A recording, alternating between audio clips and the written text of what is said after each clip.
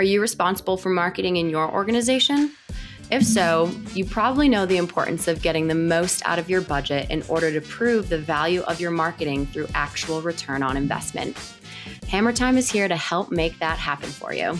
I'm your host, Mallory Ham, and this podcast is designed to bring you answers to the questions I'm consistently asked by business owners and marketing executives. Tune into each episode to hammer into the topics that will help you maximize your marketing plan's performance. What's up, everybody? Welcome back to Hammer Time. We've got a lot to unpack in this episode, but thankfully, I don't have to do it alone. I'm so stoked to introduce our second guest speaker, who's here to walk us through different CRM solutions and how to choose the right one for your business. Please join me in welcoming Amy Layne from Thryv. Hi, I am so happy to be here, and I'm really looking forward to today's discussion. Thanks for having me, Mallory. We are so happy to have you too, Amy. So first off, why don't you tell us a little bit about yourself, what you do, and how Thryv is helping businesses around the country? Sure, yeah. So as Mallory mentioned, my name is Amy Layne. I am an enterprise business consultant at Thryv. So who is Thryv? What do we do? Thryv is described as an end-to-end customer experience platform. That's what we like to call ourselves. I like to describe us as a CRM on steroids for the franchisee. So I personally work with our emerging service-based franchise brands to really help streamline that customer journey across all your franchisees. So looking forward to getting into today's CRM discussion. Fantastic. Thank you for that. And I think that's a great segue to get down to the basics here. Talk to us about what the heck a CRM is and why it's so important for every business to have one in this digital age. Yeah, sure. So a CRM technically is called a customer relationship management tool. That's what the acronym stands for. To me, a CRM kind of gets broken down in my head into three things. So it's organization, follow-up, and visibility. Really, that's how I kind of break it down. Especially in talking from a sales perspective. I've talked to brands who are using Excel to manage their customer base, and that can be okay to a certain point. But when you're starting to deal with a handful of prospective customers and customers, using a CRM tool to help manage that becomes really important. And especially in today's day and age, with labor being the way it is, a lot of people are a lot of brands are experiencing turnover with employees jumping from company to company. So having a tool to be able to have that visibility into what's going on with your current customers and prospective customers. Where are they in the sales cycle? When an employee does leave a brand or a company, a CRM can really help with that. So a couple other things too, but that's the basics there. So it really goes beyond just your customers in that sense too. It creates a level of almost automation internally that can really help move your workflows forward. Yeah. So what things must be defined before we even begin our CRM search? Yeah, I think that's a great question. I think that personally, I feel the sooner that you're getting into a CRM, the better. Talking about your business goals and defining your business goals before getting into a CRM can be helpful. So understanding what that sales process looks like, what teams will need to be involved in the process or in using, I guess I should say, the CRM tool. As far as your business needs, there are several types of CRMs out there. So determining what types of features and functionalities you and your business would like to have / need to have. I think there's more basic CRM systems out there that kind of have more so of the bare minimum. And then there are systems that have CRM plus more, as I like to describe Thryv as CRM on steroids, that go into scheduling and invoicing, email and text campaigns, things like that. So determining what it is that you're looking for out of a CRM so that when you're evaluating, when you're looking into and testing these different systems, you can have that defined goal of what it is that you and your business or brand are looking to accomplish. So it really does require you to know the ins and outs of your business, not even just the things that are working, but the things that aren't working, where there are gaps in your marketing and your customer follow-up, where there's gaps in your reporting, so that you can really understand how to use the CRM to fill those gaps and have that full fleshed out marketing funnel, both internally and externally. Now, you just mentioned that there are some CRMs out there that are more basic. There's other ones like Thryv that are much more robust, kind of a one-stop shop, if you will. Talk to us a little bit further about that. Will you be more successful with an all-in-one CRM similar to Thryv, or can you achieve what you need to through a simple CRM with API integrations? Yeah, I think that it really goes back to and ties back into what it is you're trying to accomplish. I have worked with brands who have came to us with 6, 7, 8 different disparate tools and looking to pull that all in one. I think that there's pros and cons, of course, of both, as there is with anything. So I think if you're looking to have a really seamless sales process from start to end, from the moment that a prospective customer is looking into your business all the way until they're a customer advocate, having that process flow seamlessly, having an all-in-one tool, personally, I would say is the way to go. On the flip side, if there are really nitty-gritty things that you're needing in each of those areas of that kind of customer journey, and an all-in-one solution isn't hitting those things, then it does make sense to have several different tools. Again, trying to keep it at a minimum is best. But regarding APIs, I think that those are definitely a great option. A lot of times they take more work and a team that is able to or capable of making those connections, which I have found sometimes in smaller brands, they don't have, a CTO or someone that is more that technical side. So having an easy to use, already bundled in one solution can make a little bit more sense, especially from like an emerging brand perspective. Makes total sense. So you mentioned that there are a lot of different CRMs out there. Yeah. There's a million and one options Yeah. from what I've found being at conferences and just being online. One thing that I want to chat about is how CRM systems can differ by industry, because there are some CRMs out there built specifically for a certain industry. Yeah. So talk to us about those, and when does it make sense to use an industry-specific CRM? Yeah. So I think with going hand in hand with the industry specific CRMs, I think it comes a lot to customization. So if you are working with a CRM company that is not industry specific, ensuring that there is that ability to be able to customize and make it the way that you want to. I think that is key and crucial in being able to use a non-industry specific CRM system for your brand or your business.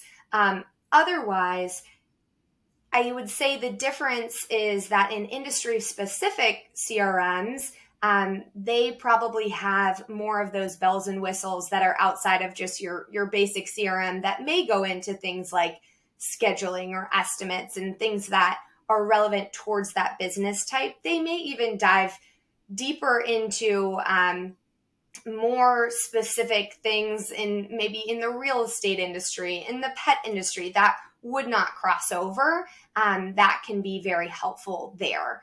talking about the multiple different types of CRM systems that are out there, in the franchising space, there are two sides, I guess, of a CRM or uses of a CRM that I think are two important distinctions. We have the CRM that can be used at the franchisor level, which is more so of a franchise development CRM. So this ensures that the franchisor team has all of their franchisee candidates in line and managed, as well as bringing them into, once they are a franchisee, on board with the brand. And then there's the flip side where Thryv comes into play, which is the CRM at the franchisee level that can help the franchisee or local business owner manage and run their business at the local level.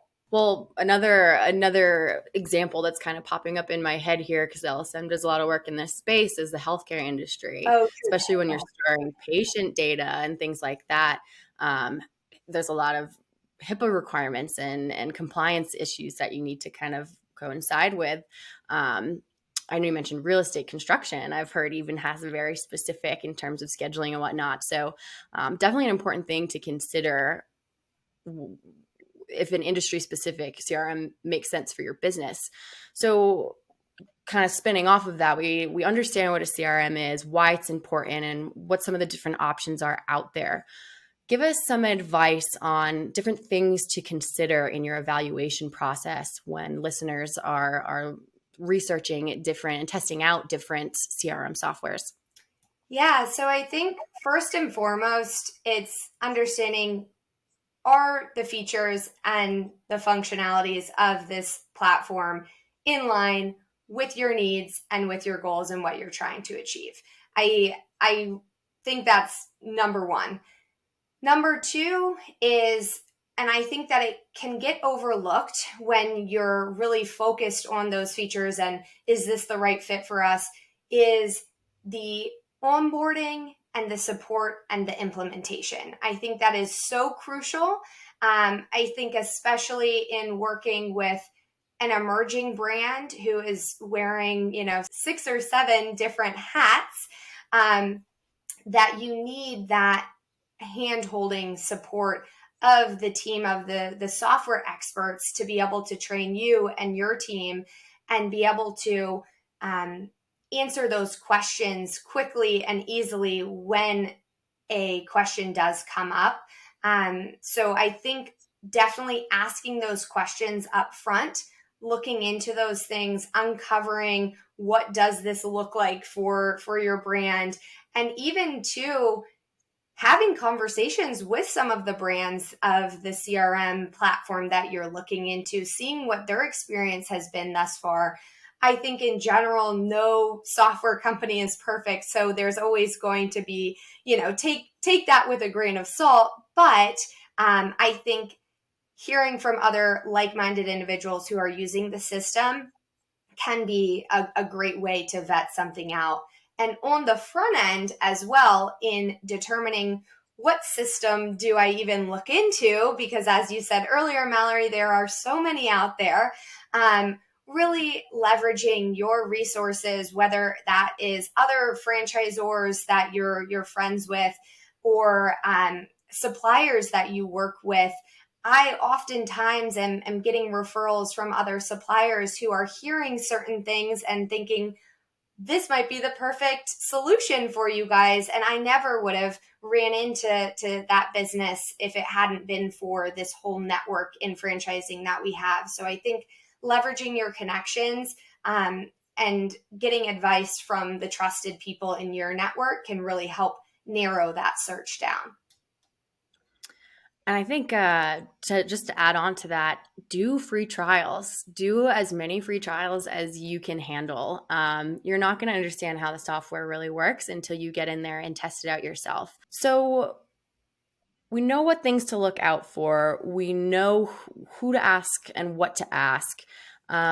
Let's talk about what happens when you don't choose the right CRM. I've definitely had conversations with business owners who have compatibility issues with other softwares that they use. Their POS can't connect to their CRM, and whatever the issue may be. So what are some of the pitfalls that you can expect if you do choose the wrong CRM? Yeah, I think that ties back again into that evaluation period. Of course, you're not going to know everything, especially tying it back into the franchise space where it is an emerging brand and there are learning curves left and right that are happening. Some of the processes that you have now may not have been laid out when you signed on with the CRM system.